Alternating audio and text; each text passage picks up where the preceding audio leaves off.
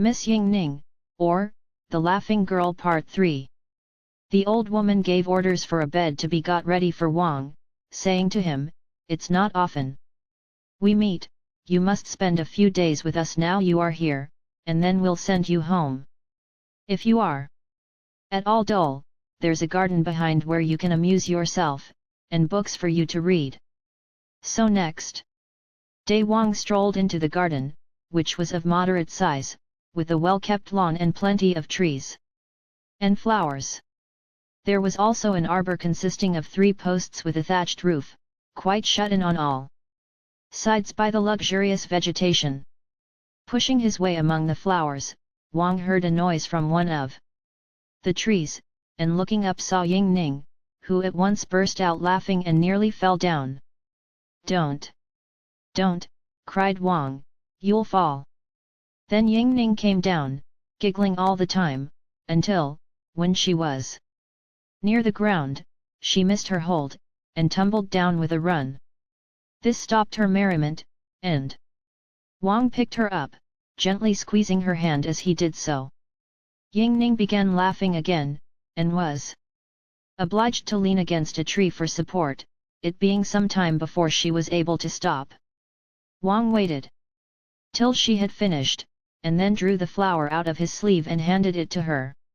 "It's dead," said she. "Why do you keep it?" "You dropped it, cousin, at the Feast of Lanterns," replied Wang, "and so I kept it." She then asked him what was his object in keeping it, to which he answered, "To show my love, and that I have not forgotten you. Since that day when we met, I have been very ill from thinking so much of you, and am quite changed from what I was. But now that it is my unexpected good fortune to meet you, I pray you have pity on me." "You needn't make such a fuss about a trifle," replied she, "and with your own relatives, too. I'll give orders to supply you with a whole basketful of flowers when you go away." Wang told her she did not understand, and when she asked what it was she didn't understand, he said, "I didn't care for the flower itself, it was the person who picked the flower." "Of course," answered she. "Everybody cares for their relations, you needn't have told me that. I wasn't talking about ordinary relations," said Wang, "but about husbands and wives." "What's the difference?" asked Ying Ning. "Why," replied Wang, "husband and wife are always together." "Just what I shouldn't like," cried she. "To be always with anybody." At this juncture up came the maid, and Wang slipped quietly away. By and by they all met again in the house, and the old woman asked Ying Ning where they had been. Whereupon she said they had been talking in the garden. "Dinner has been ready a long time." "I can't think what you have had to say all this while," grumbled the old woman. "My cousin," answered Ying Ning, "has been talking to me about husbands and wives."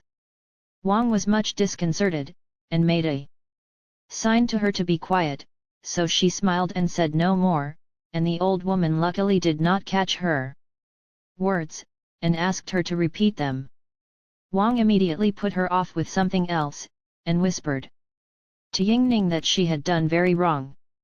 The latter did not see that, and when Wang told her that what he had said was private, answered him that she had no secrets from her old mother. "Besides," added she, "what harm can there be in talking on such a common topic as husbands and wives?" Wang was angry with her for being so dull, but there was no help for it, and by the time dinner was over he found some of his mother's servants had come in search of him, bringing a couple of donkeys with them.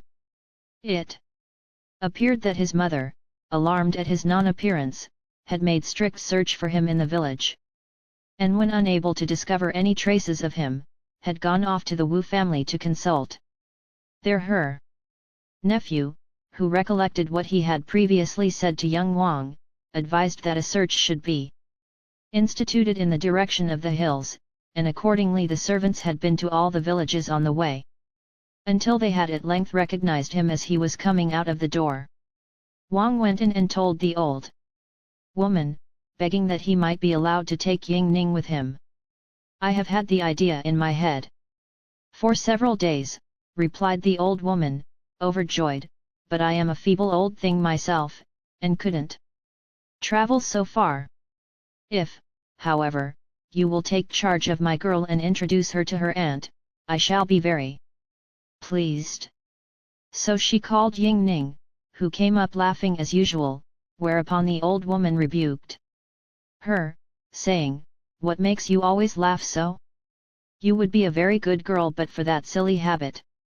Now, here's your cousin, who wants to take you away with him. Make haste and pack up."